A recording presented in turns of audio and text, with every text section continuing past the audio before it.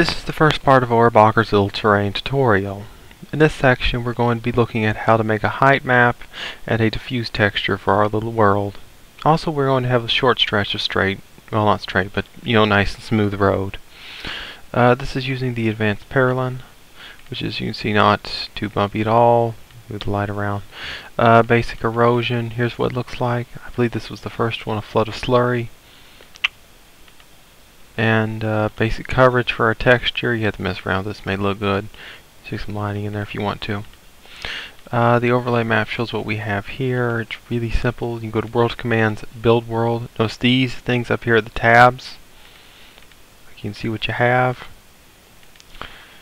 A bitmap output. This outputs texture, which can be used as diffuse in our world. We have an overlay.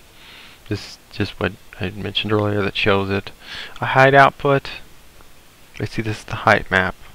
We're going to be double clicking on this height map. We're going to call this file tut40. You need to hit OK.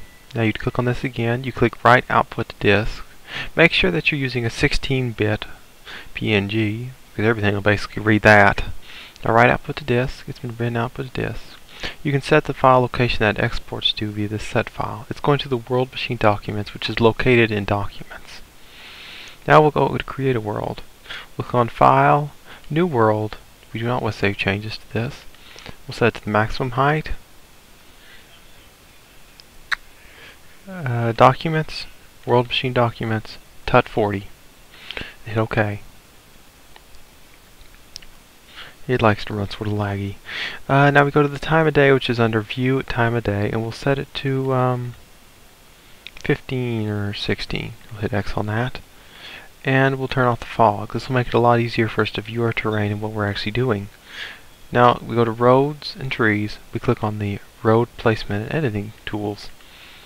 We're going to just make a very simple road. We'll go there, there, there. And how about we have it go down the little hill here and just end there.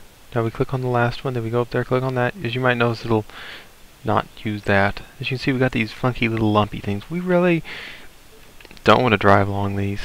So they look unpleasant to drive on, so we'll smooth them out using this tool and move this about. As you can see, we can greatly refine our road.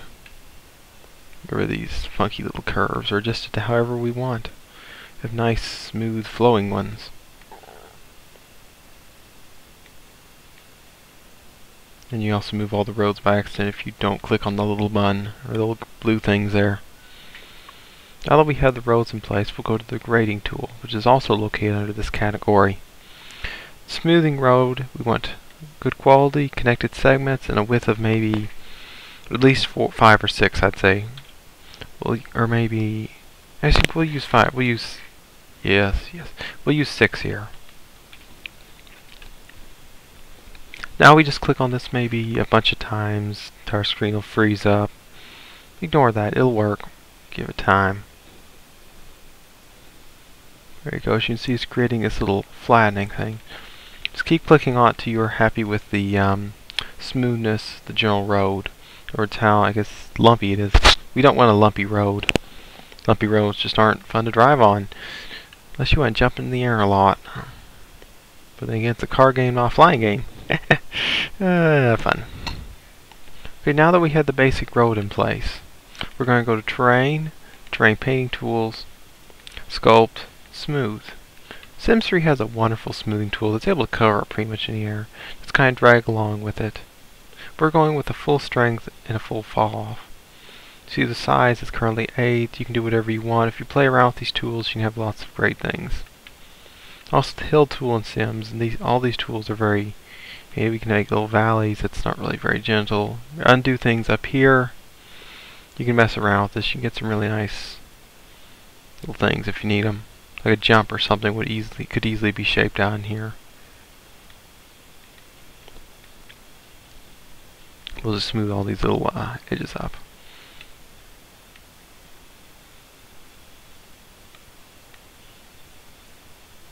I'm just holding down. I'm clicking and holding. Or I guess click and hold for the smoothing process. You can use a tap method, but see, Oh no, that wears out your mouse pretty quickly. I've worn out a few mouses that way. So it works good for the painting tool in here, but the smoothing tool isn't very good. If you want to export directly from this, the thing, you can click on texture here and run it along some of this. You see we can have that. You could right click on this and hit export, and that will give you a black and white image, with the white part being where this is colored and the black part being where it's not colored. That could be imported directly into Torque, but we're just going to manually do it since it's so little. If you were making a very large project though, I'd recommend that. Now that we have this generally smoothed, it's not yet time, because the actual road tool in Sims is it's not quite perfect. It's close, but it's not that perfect. It has a kind of a tearing effect, like bang, bing, bing, it'll step down. You know, it's pretty unnoticeable from his perspective. It's pretty noticeable when you're driving along. We'll up the size on the smoothing tool to 9 and just kind of drag and smooth along the entire road.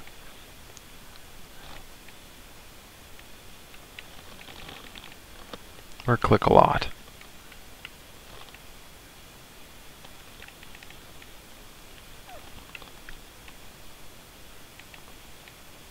It should fix up any errors in it.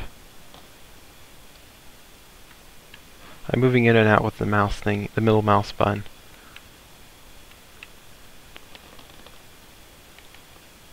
There we go, that ought to be smooth enough. Now that we have this in place, we're just going to go to Terrain. For export a height map, you can also import from here if you want to export another one. Sims 3 has the ability to import height map up to 20, I think it's 2048. Yeah, you can't get the was it 96 or something in here, but up to 2048. Now we can export the height map. If we call the other one TUT 40, we'll call this TUT 41. It'll go directly, by automation, it'll go to Sims 3 Creator World Tool, User Tool, Data, Height Maps. We're going to click on Documents over here and export directly to Documents. Hit Save. Now we're going to return to World Machine and close this. We're going to go to the Generator tab up here and click on this one. It's a file input. You can double click on this and click Load. Now we're going to scroll down to our TUT41 file, double click on it, do that. Now here we go. We're going to take this primary height map, put it into that one, run it over into the overview, and our new height output. If we want to be creative, we could even run this through here and get a little bit of interesting effect there. If you were to use a mask, you could actually mask the erosion out of the spot where the road is located, but we're taking the lazy route here because this thing will be the mask input. It'll only erode where it's set. So if we were to take a road map and create a world, flip the colors and bring it back into here, we could keep it from creating any erosion in that section. But we're not doing that today. Basic thing here, the bitmap output and a height output. These are what we're going to use in the other world. So we're going to set this file and we'll call it, I guess, Tata or Tutu. We'll call this 222. See, and that little cute. With 16-bit, hit OK, click again, specify output file, documents, that's good. Then we'll hit write output to disk. It has to build the world. That has been written.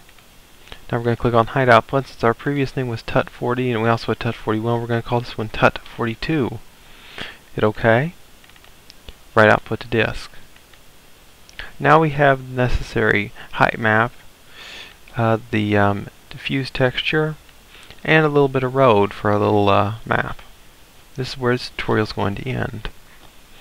Hope you've found this to be helpful. That's the end of this one.